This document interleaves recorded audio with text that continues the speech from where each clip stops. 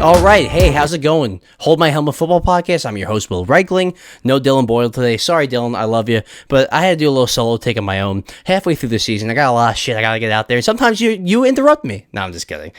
We're gonna have our reaction video. We're gonna have a prediction video later in the week. Just stay tuned for that. But hey, I had a couple takes I want to get off, and sometimes it's nice to be alone. Sometimes it's nice to get your takes out and not have anyone bother you. I'm just killing it. Dylan, love you. We'll move past that. Hopefully, you don't get mad at me for that. But look, it's halfway through the 2024 NFL season. We're halfway through. So there's a lot of shit that has happened this season. There's a lot of good shit that has happened, a lot of bad shit that's happened, a lot of interesting shit that has happened. I'm here to give you the main takeaways that I've had, the 5 main takeaways from the 2024 NFL season. Takeaway number one, most important takeaway so far from the season. Jayden Daniels has been a better quarterback than Caleb Williams. So far, he has. Up to this point, Jayden Daniels has been a better quarterback. Let's be honest. He's got Terry McLaurin, very good receiver. Zach Ertz is an old tight end, but he's been productive. He's still old, though. Brian Robinson's been very good, and so is Eckler. Let's be honest. Those two have been very, very good weapons. But let's look at Caleb Williams' weapons. Caleb Williams, Keenan Allen, DJ Moore, Cole Kmet, Rome Odunze, DeAndre Swift the last 4 or 5 weeks has been going off. That is an insane offensive cast. That we were predicting before the season that offensive cast could possibly make the playoffs. It possibly could. Now, the only thing that's holding them back is 1 coaching and 2 Caleb Williams. Jayden Daniels, 71.5% completion percentage, 13 total touchdowns, 2 interceptions, 106.7 passer rating. Caleb Williams with a better supporting cast, 61.4% completion percentage, 9 total touchdowns, 5 picks, 83 passer rating. So I understand Jayden Daniels has the better offensive play call, like Cliff Kingsbury. But let's not forget, Kyler Murray and the Cardinals ran that guy out of town a few years ago. He was with Caleb Williams in USC, and they turned down the Cliff Kingsbury job in Chicago. So they didn't want Cliff Kingsbury. Cliff Kingsbury goes to Washington, has been a match made in heaven. Let's be honest. Honestly, if you look at a lot of those play calls, there's people running wide open. Jayden Daniels has had a great arm. He's had a great deep ball so far, but there's been a lot of guys running, schemed wide open. Even Eckler out of the backfield. He'll catch a screen. Next thing you know, there's 5 guys blocked down the field, and he's got open space. So Cliff Kingsbury has done a great job so far in this offense. Shane Waldron, on the other hand, Chicago Bears. I liked what he did in Seattle with Geno. He kind of revived Geno's career. Geno was a guy that was, he was second-round pick for the Jets, my Jets. Kind of shit the bed. Rolled around the league. Comes to Seattle. Backs up Russ for a couple of years. Shane Waldron comes in with Geno. He came in before Geno, let's be honest. But Shane Waldron has Geno. What are we going to do? He puts up one of Geno's best seasons of his career. 30 touchdown passes. Geno was a stud a couple of years ago. Last season, was it Geno's fault? Was it not Geno's fault? Whatever. They let go of Shane Waldron. They let him go. He honestly, he went to the Bears, and I thought, this would be a good fit. Shane Waldron got the most out of Geno. He's been a proven offensive coordinator in the league. He will help Caleb with all these weapons. This is going to be a good fit. I thought it was going to be a good fit. I heard that Shane Waldron is the type of guy that does not, most offensive coordinators, most offensive head coaches, Kyle Shanahan, Sean McVay, Andy Reid, Kevin O'Connell, all these guys script the first 10 to 15 plays on offense to set the tone, set the momentum. They have it scripted. Okay, we're going to run this, then they're going to think this, we're going to run that. And usually the second half is when you adjust and kind of go by feel. Apparently, I've heard, I could be wrong, but Shane Waldron only goes off feel. He does not script the first 10 to 15 plays. I've never heard of that before. I've never heard of that from an offensive play caller before. I'm just being honest. That's shocking to me. How do you not script? You have a rookie quarterback, pretty much a rookie head coach. He's in his 3rd year now, but this is his first head coaching gig. He's young, rookie quarterback, young head coach. You don't want to set the tone. You want to set the momentum. You just let him ad-lib. You know what? I see a 3-4 out there. A little bit light zone I'm seeing. Do a running play, draw up the middle. You don't have a set thing for your first 2 drives. Usually most teams have their first 2 drives set. They have their first 2 drives scripted. And if it goes off script, then you adjust. But just going off field? What is this? What is this, Little League? What are we doing here, Shane Waldron? I thought you were a legit offensive play caller, but it shows you're not. Honestly, you're probably going to lose your job soon because Eberflus is probably out soon. So you're going to be out too. But honestly, Yes, Jayden Daniels has the better play caller. Caleb is lacking as far as play calling, but Caleb has the better weapons, and he's the better defense. Jayden Daniels, they have some... Honestly, did we think Jayden Daniels' pieces were good until we saw them in fruition with Jayden Daniels? Because I was sitting there going, oh, okay, yeah, they have Terry. How good is Brian Robinson? Zach Ertz is old and shot. How good's Austin Eckler now? He's kind of shot too. Oh, how good's this? We kind of were just like, Jahan Dotson got traded. We were all like, what is their weapons? We don't really know. We thought they were all average at best. Now, 7, 8, 9 weeks later, after being 7-2, we're like, wow, they got a good supporting cast. No, the quarterback made that supporting cast. Okay, let's be honest, because before the season, some people picked up the Commanders to be like their sneaky wild card team. I didn't. I thought they were going to be bad. Brian Robinson, this is the best football he's been playing. I know he was out last week, but this is the best ball he's been playing. Terry McLaurin, the first 2, 3, 4 weeks, wasn't really doing much. Then he started to come on. Jayden Daniels found that chemistry finally. But Zach Ertz too, found that chemistry, even though he didn't really do much last week. But this supporting cast going into the season, did you really think it was that good? Because I didn't. I'm just being honest with you. Jayden Daniels made that supporting cast. He really did. And Caleb Williams, with a better supporting cast, has held them back. Caleb Williams has had... Let's say this out loud with me. Go ahead. You could do this with me. We'll make it a group exercise. Caleb Williams has held back the Chicago Bears. Doesn't mean that they should have drafted Jayden Daniels over Caleb. Caleb was the right number 1 overall pick. But so far, Jayden Daniels has been better. Let's be honest about it. He has been better. But... does that mean that could change over time? Obviously, it could change over time. Obviously, Caleb has the talent to eventually be better. Caleb's bigger. He's stronger. He does have a bigger arm. Let's be honest. Jayden Daniels' deep ball is better than I thought. That's another thing. I was a fucking idiot. Let's be honest. I was an idiot. Most people were idiots. My top 3 was number 1, Caleb. Number 2, Drake May. And number 3, Jayden. Jayden's the best out of all of them. I was wrong. I thought LSU threw the ball on the perimeter a lot, on the sideline. I didn't think he would I didn't think he was be as good on those deep ball go routes. I didn't think he had that good of an arm. Honestly, I thought he had the weakest arm in the draft. I did. Less than Bo Nix, Penix, Drake May, Caleb. I really did. I'm sorry. I was wrong. He's got a top 2 arm in this draft. He really does. And he is the best quarterback in this draft. As far as right now. How can you deny that? I'm not going to sit here and deny that. You shouldn't sit here and deny that. I don't know what else to say. I was wrong. I was a fucking idiot. And most of us were idiots. Jayden Daniels has been better than any one of us has imagined. You have Colin Cowherd on the herd.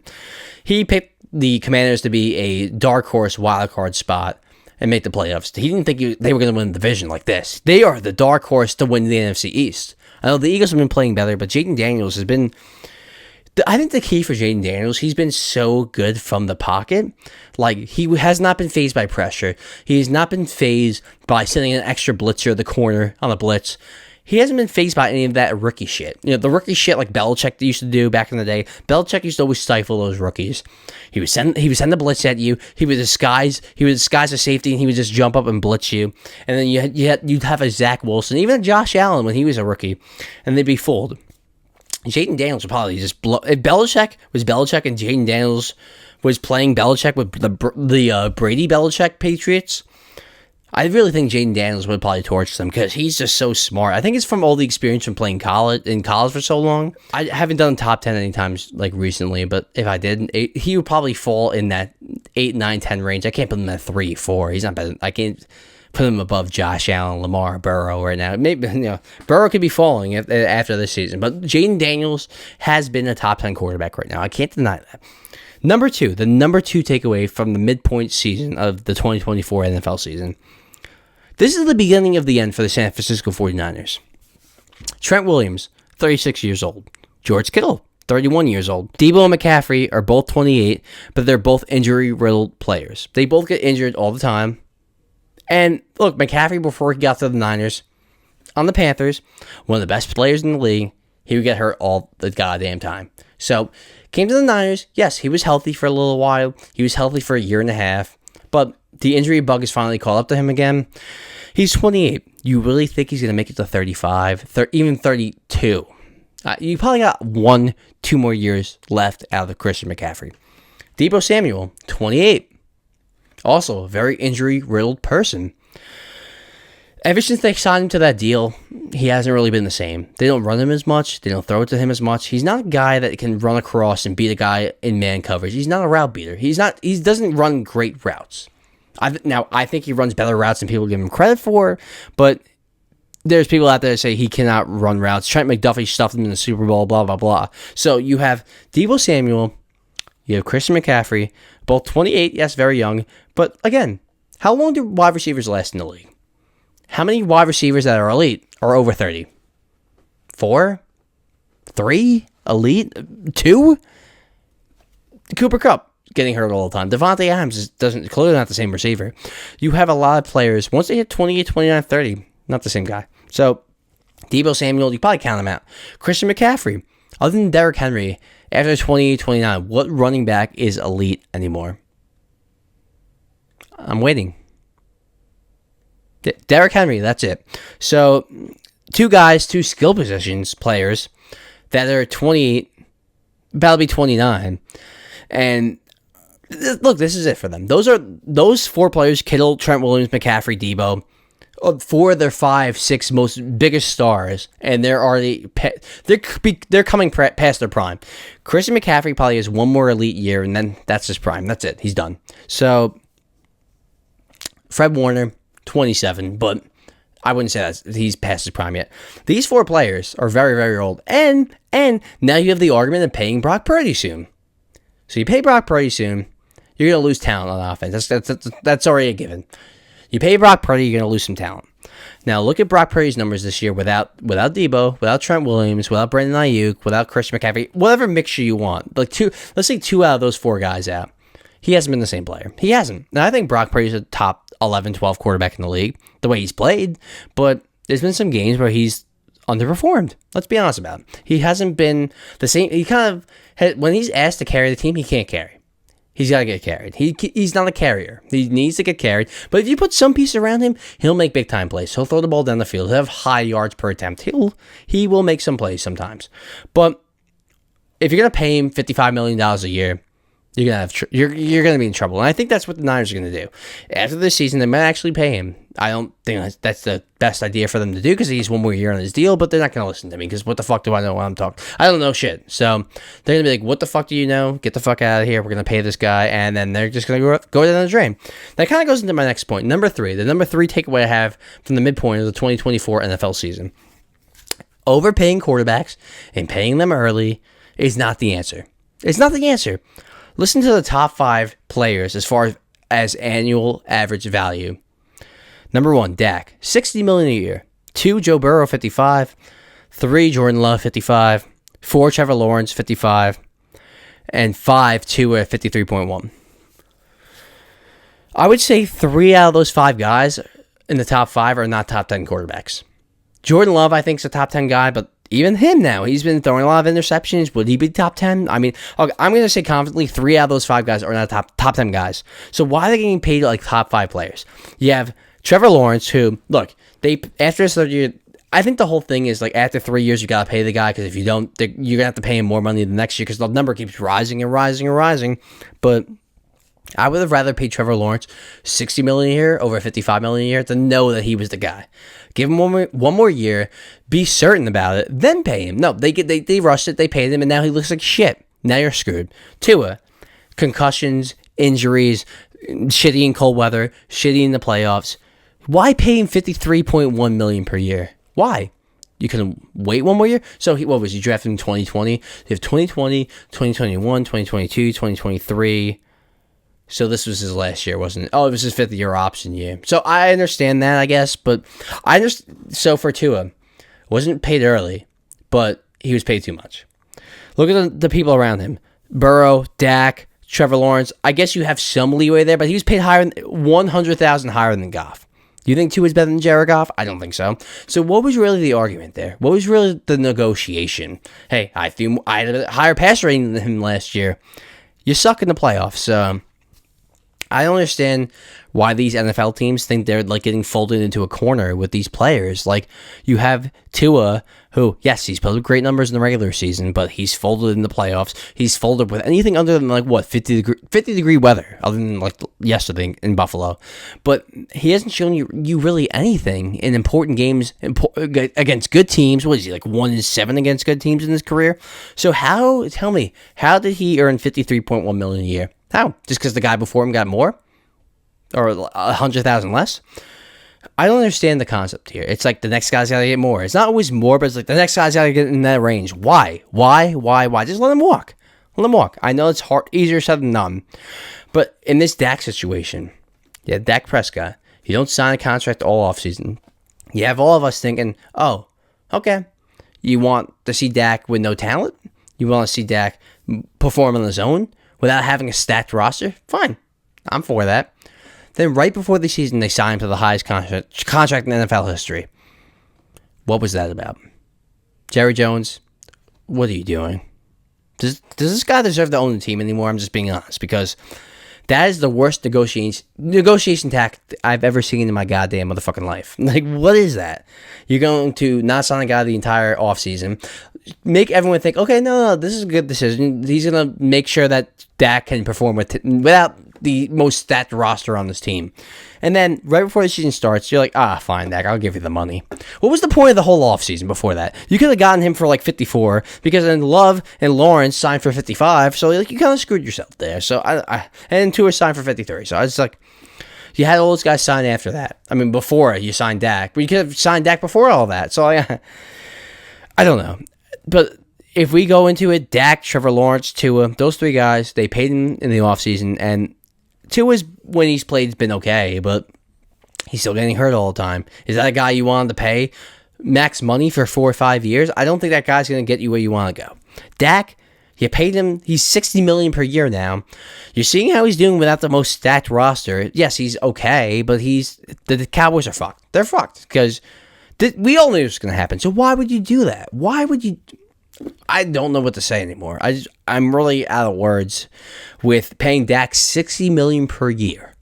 $60 million per year. Like I said, 3 out of the 5 guys on this list are not top 10 guys. So why are you paying them top 5 money?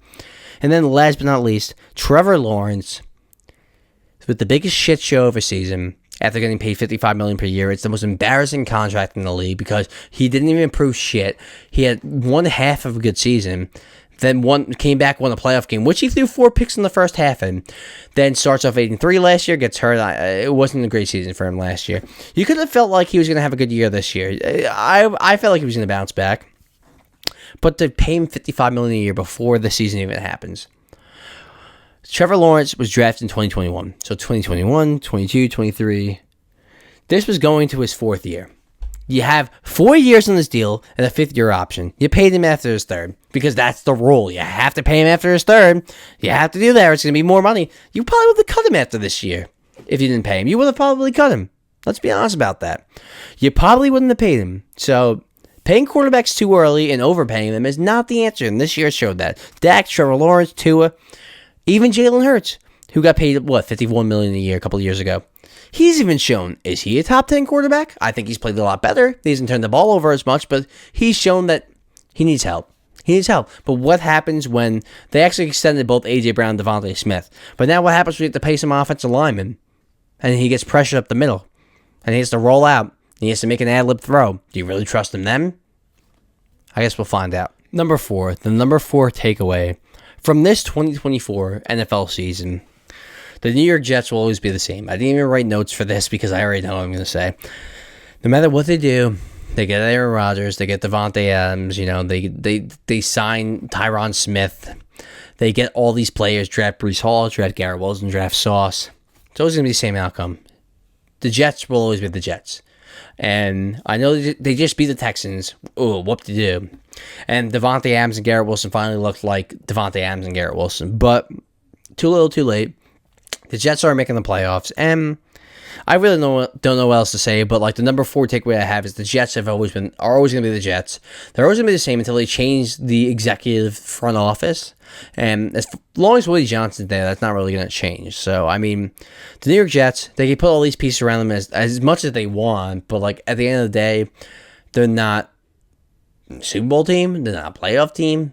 Are they even a competitive team? They lost to the Patriots a few weeks ago. So, I'm just going to keep it short and simple. New York Jets suck. Number 4. This is one I really want to get into. Number 5. How long can the NFL stay on top? How long can the NFL be the number one sport in America? It's been the number one sport in America by a large margin the last 10 years. It really has. I think a lot of it is one, you have a 17-game season. 17 games versus baseball, which is 162. Basketball, which is 82. Hockey, 82. Every game counts. You lose 5 in a row in baseball, okay, bad two series stretch. Let's bounce back next series. Lose 5 straight in football, your season's over. It's done. You're done. Your season's over. So it's a little different in football. Every game counts. Every game matters. Every week matters. Football Sunday only happens 18 times a year, and then playoffs. But 18 regular season weeks in a year. So Football Sunday doesn't happen that often, so it's 4 months out of the year. It's a little more special, so I think that's one big factor about it. It's just rare, so everyone matters. So that's a big one. Number 2, I don't want to start a new numbering system. The second reason I think the NFL is on top right now, fantasy football. Have you ever played fantasy baseball? Have you ever played fantasy basketball? It's not really the same. I think the easiest and most accessible, user-friendly fantasy game is fantasy football. It's very easy. You start a lineup each week, and you set it, and then once the players play, it's done. Baseball, you have ESPN where you got to start different pitchers, and you got the MLB one where you got to start each player every week, but then someone gets hurt, and then you're kind of stuck with it. It's a little weird. In basketball, I did once. It was not fun at all. Football is by far the most, the funnest fantasy game to play, fantasy football. So that's a big one, fantasy football. I think the biggest reason that American football is so big right now, the NFL, gambling. Gambling is really a big reason. Betting, FanDuel, DraftKings, whatever the fuck, Prize Picks. That's really what's taking the cake right now because it's making every game matter. Even me, I'll make a bet and I'm more invested. I want to win that money. You know what I mean? So it's easier to bet football than baseball and basketball. It's just you bet someone for yards, you bet 4 or 5 players for yards. It seems easy in your head. It just seems more accessible it's more user friendly. And that's a problem. I'm not someone that thinks that gambling should be banned, but I'm someone that thinks that gambling needs to be regulated more because I have friends and I have myself and I have little brothers who are in high school, 17, that are begging me to place a bet for them or finding a way to get on the app and place bets themselves, especially the 17-year-old. But I have friends that are making bets after bet after bet after bet that won't even pay me back money that they owe me. So, I think the gambling thing in America right now with football is really, honestly, an epidemic. It's a problem. There's people that are addicted to gambling on football. Let's be honest about it. I don't know who's ready to have this conversation, but I'm ready right now because I'm seeing it happen. I'm seeing my friends that barely make any money bet all of their money on parlays. Why? Because it's so easily accessible and it's fun. It's fun when you hit. It's fun when you win. It's fun being invested in an NFL game because watching Colts Vikings last night, Sunday Night Football, being from New York, what the fuck? What kind of fun is that? Except for rooting against Sam Darnold. I'm just kidding. But what kind of fun is that? To watch Colts motherfucking Vikings on Sunday Night Football. The fun is when I had Justin Jefferson 80-plus yards and I win that $50 bet. That's what's fun, It's too accessible. And I get it. It's like alcohol. It's like smoking weed. Deal with it. We all have addictions. Deal with that on your own. But when you make it so accessible for kids, my little brother finding a way to gamble, to bet, that's a problem. That really is a problem. And people that, should be, I have people that owe me money, hundreds of dollars. And then they're telling me about the bets that they're placing. It's like, bro, are you ever going to pay me back? Like, what's going on here? So it's, it really is a problem that people just are doing subconsciously. Even me, like my girlfriend has to tell me it's a problem because I'm sitting there sometimes. And I'm not a big better. I'm not like someone that's blowing thousands of dollars, but I'm a guy that sits there. Monday Night Football's coming on in a few hours. Yes, this is getting filmed on Monday. Sue me. Sue me. I'm going to post this on Monday night. But this is a game that's coming on in a few hours, Bucks Chiefs. I'm going to sit on here after and look at bets I could place. And then my girlfriend's going to be like, what the fuck are you doing? We're trying to save up and get a house. But for me, it's like, oh, well, I'm trying to have fun and watch the game. I'm trying to place this little $10 parlay. And then my parlay never hits. So why are we doing this to ourselves? It's like insanity. It's expecting a different outcome, even though you're doing the same thing over and over again. So, like, I have friends that are placing bets every week, almost in every game, and never winning, trying to do like a get-rich-quick scheme. I don't know what the fuck they're trying to do. I try to do it for fun, but there's people out there trying to make money off this, and they suck at it. And FanDuel, DraftKings, whatever the fuck, Prize Picks, is taking their money. So this is really an epidemic in America. I don't know how long football lasts on top like this. Eventually, you had baseball, which was America's game for like decades. Basketball, Michael Jordan took over for a while. You had women's figure skating. UFC for a while was big. Boxing was huge back in the day. I don't think the NFL is going to last like this forever, but as long as gambling is as accessible as it is for football, it's going to be on top for a while. I mean, it's so easy to place a bet. It really is, and it's worrisome. It is. It's a problem we have in America right now, which I guess that people that had gambling illegal at the time, this is probably one of their concerns. I'm seeing it now. And in my head, even though I'm placing these bets, I'm sitting there talking to myself and going like, this is a problem. This is something that's a disaster. New York, they made weed legal. Has the crime rate went up? I don't think so. Has the crime rate went up for gambling? If anything, it's went down because there's less illegal bets. I get that. You want to regulate stuff, but it's not really regulated right now. It's just like people, it's like a free-for-all. Like, my brother can ask me to place a bet for him, and it's just like, my brother apparently said he made an account with Prize Picks or whatever the fuck it was, and he didn't even need an ID. So there's things out there where you can place bets, and it's starting addictions in young Americans. It really is, because I have people that worked with their restaurant jobs in the past, like 5 years ago, and they were in high school placing bets, just talk about their parlays, just addicted to it, completely addicted. These are people going to be losing hundreds of dollars, thousands of dollars over the years. So this is an epidemic. It really is. So, hey, I'm going to get shitted on by the gambling community, but I really think I'm right.